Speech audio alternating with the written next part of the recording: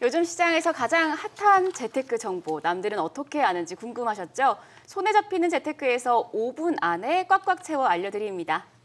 네, 오늘도 밀레니얼 머니스쿨 신희연 대표 전화로 연결되어 있습니다. 신 대표님, 네, 안녕하세요. 네, 오늘 재테크 소식 어떤 걸 갖고 오셨나요? 네, 크게 오른 난방비 소식입니다. 올겨울 난방비 폭증이 현실화되면서 고지서를 받아보신 분들 많이들 놀라셨을 텐데요.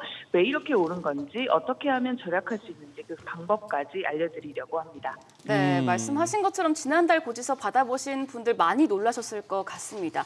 아파트 관리비가 전달에 비해서 한 2배 이상 올라서 관리 사무소에 관련 문의가 빗발치고 있다고 하는데요. 특히 난방비 영향이 컸다고 해요. 네, 30평대 아파트 난방비가 월 50만 원이나 나오는 그야말로 난방비 폭탄을 맞았다는 사람들이 많은데요. 이제 난방비가 크게 오른 여파로 관리비가 지난해 같은 기간보다 80%나 급등했다는 사례가 속출하고 있습니다. 기존에 3만 원 정도 하던 난방비가 예를 들면 12만 원 정도까지 오른 셈인데요. 한파까지 겹치면서 가계 부담이 크게 늘어나고 있습니다. 그래요. 지금 신 대표님 아파트 관리비 말씀하시면서 난방비 폭탄하셨습니다만 사실 이거 오늘 주제하고는 좀 벗어납니다만 아파트 관리비 이거 좀 진짜 이거 주민들이 관심 갖고 한번 뜯어보고 한번 따져보면 이거 문제 많습니다. 아무리 아껴봐야 이상하게 줄일 수 없는 공공 부담인가 이런 걸로 해서 어디도 자, 그 정도로 하고요. 아니 작년부터 도시가스 요금이 꾸준히 오르고 있는데 또 오른다면서요. 네, 맞습니다. 도시가스 요금 인상률이 최근 1년간 무려 38%나 올랐는데요. 작년에 이미 4월, 5월, 7월, 10월 도시가스 요금을 4차례나 인상했고 올해 1분기는 동결이 결정났지만 이번에는 전기요금 같은 또 다른 공공요금이 인상을 앞두고 있습니다. 그럼 왜 이렇게 오르는 거냐 봤더니 러시아 우크라이나 전쟁 영향으로 천연가스 수입 가격이 급등했습니다. 여기에다가 원달러 환율까지 오르면서 안 그래도 비싼 천연가스를 더 비싼 가격에 사오게 되는 건데요. 이렇게 요금을 올려도 가스공사는 영업 손실을 내는 구조이기 때문에 문제가 심각한 상황입니다.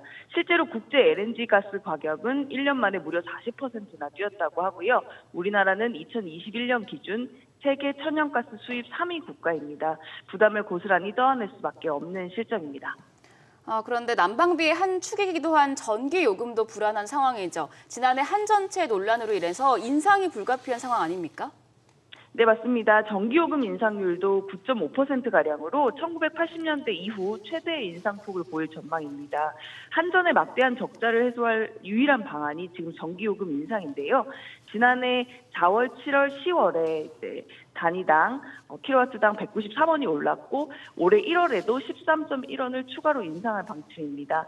2분기에도 또 추가 인상을 검토 중이라고 하니까요. 한전체 논란으로 인상이 굉장히 불가피한 상황에서 가계 부담은 계속해서 늘어날 전망입니다. 올겨울이 예년에 비해서 유난히 춥다 보니까요. 또 이렇게 취약계층에 대한 또 이렇게 사회적 관심이 좀 필요한 그런 상황입니다. 혹시 이 정부에서 이 취약계층에 대한 난방비 부담 완화 대책 이런 거 준비하고 있는가요?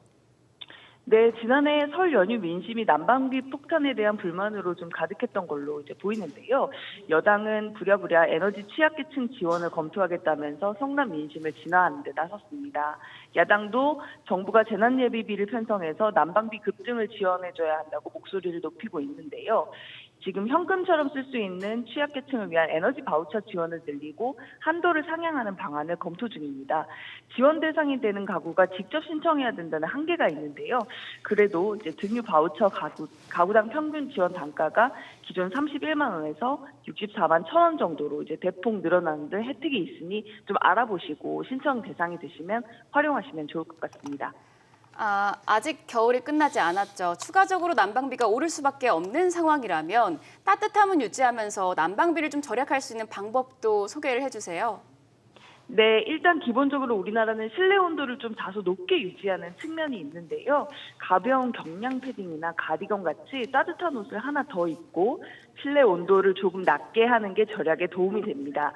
또 보일러를 자주 껐다 켰다 하는 대신에 낮은 온도로 장시간 켜두는 게 방을 데우는 에너지를 오히려 덜 쓰게 합니다. 그리고 외출할 때도 외출 모드로 해두면 이번 주처럼 추운 날 보일러 동파로 오히려 더 큰 돈이 들 우려도 이제 방지할 수 있고요. 또 보일러 업체들도 외출 모드 이런 기능을 조금 현실적으로 바꾸는 게 좋지 않을까 하는 생각이 듭니다. 네, 그리고 오늘 또 말씀- 보일러를 네네 켜놔도 난방 효율이 떨어진다면 내부 청소를 하는 게 좋다고 합니다. 네, 알겠습니다. 오늘 말씀 잘 들었습니다. 네, 감사합니다.